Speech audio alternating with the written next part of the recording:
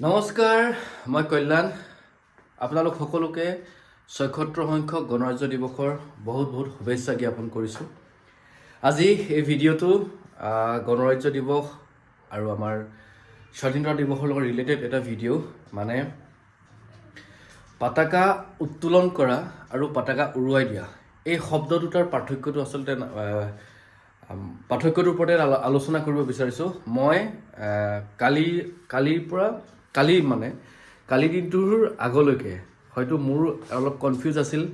মই হয়তো জনা নাছিলোঁ বুলি ক'লেও ভুল নহ'ব যে পতাকা উত্তোলন কৰা আৰু পতাকা উৰুৱাই দিয়াৰ মাজত পাৰ্থক্য মানে 15 আগষ্ট আৰু 26 জানুৱাৰী দিনটোৰ সেই পতাকাখনৰ উৰুৱা আৰু উত্তোলন কৰাৰ পাৰ্থক্যটো আমি যেতিয়াই হওক, মোৰ যিমান দূৰ মনত আছে, আমি কেৱল এটা শব্দ ব্যৱহাৰ কৰোঁ। সেই শব্দটো হ'ল ফ্লেগ হোষ্টিং কৰা বা পতাকা উত্তোলন কৰা। 15 আগষ্টৰ দিনটোতো আমি পতাকা উত্তোলন কৰা বুলি কওঁ আৰু 26 জানুৱাৰী দিনটোতো আমি পতাকা উত্তোলন কৰা বুলি কৈছিলোঁ। মানে কৈছিলোঁ কালিৰ পৰা আগলৈকে। কালি মই ফেচবুকটো চাই থাকোঁতে এটা পোষ্ট পালোঁ আৰু পোষ্টটোৱে মোক যথেষ্ট সেই কথাখিনি বুজাত সহায় কৰি দিলে আৰু মই ভাবিলোঁ যে মই ভিডিঅ' আকাৰে আপোনালোকক কালিয়ে জনাম বুলি ভাবিছোঁ, ভিডিঅ' বনাম বুলি ভাবিছোঁ, কিন্তু কালি অলপ ব্যস্ত হৈ থকাৰ কাৰণে সময় নাপালোঁ।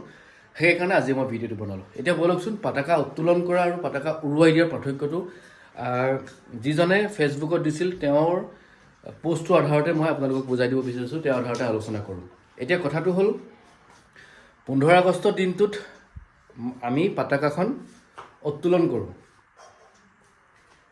মানে 15 আগষ্টৰ দিনটোত আমি যি পতাকাখন এডাল ৰছীৰে বান্ধি যিডাল বাঁহত আমি পতাকাখন উৰাম, সেই বাঁহডালত দণ্ডডালৰ মাজৰ খণ্ডত আমি ৰাখি থওঁ আৰু যেতিয়া নিৰ্দিষ্ট সময় পাই আমি সেই সময়ত সেই ৰছীডালেৰে ওপৰলৈকে পতাকাখন টানি আমি মেলি দিওঁ।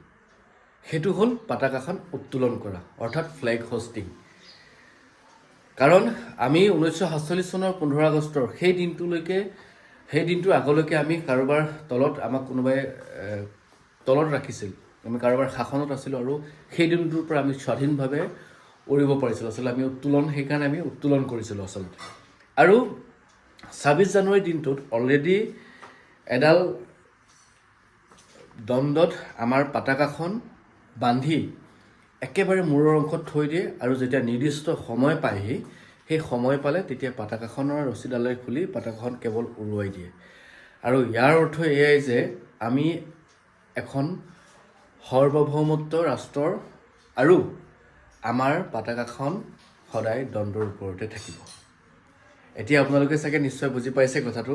আৰু মই সকলোকে অনুৰোধ কৰিছোঁ, যিসকলে হয়তো বহুতে কথাটো জানে আৰু বহুত আছে মোৰ দৰে যিসকলে কথাটো মন কৰা নাছিল, সদায় চকুত পৰি থকা কথা যদিও মন কৰা নাছিল, আৰু তেওঁলোকক মই অনুৰোধ কৰিছোঁ আপোনালোকে ভিডিঅ'টো শ্বেয়াৰ কৰি দিব, যাতে যিসকলে কথাটো মন কৰা নাছিল বা জনা নাছিল তেওঁলোকৰ যাতে দৃষ্টিগোচৰ হয়।